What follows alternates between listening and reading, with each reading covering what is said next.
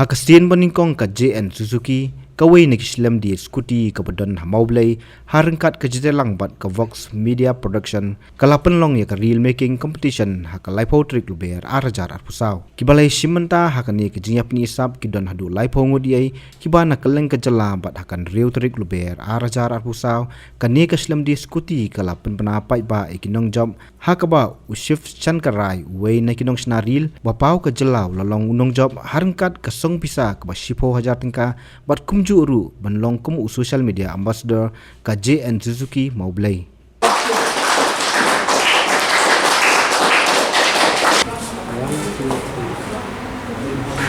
I congratulate all the participants who have actively participated in this reel contest.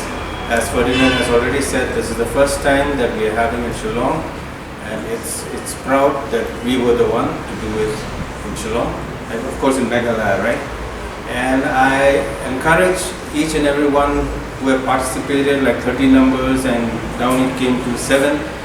I appreciate the spirit with which you have participated, and you have brought this and you have highlighted the brand, and you have reached out to audiences, new audiences. We appreciate that, and we are happy about it. And as Ferdinand has said that, we congratulate all the participants. For us, everybody is a winner, but unfortunately, we know that there will be just one winner. So we will be announcing the winner with the maximum number of views and likes, and we will also extend, in the days to come, like he said, that we will have a lot of events. We would like to highlight more about, JN Suzuki and the brand Suzuki to every corner of Meghalaya.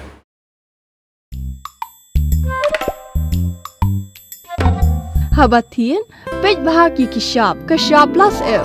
Ka plus F? Hakabam bangibam dunaki eki batay kamet. Namar kata habathiru atau khaw kamlu ka umpnyang kadut pej ya kashap plus F hakajing som.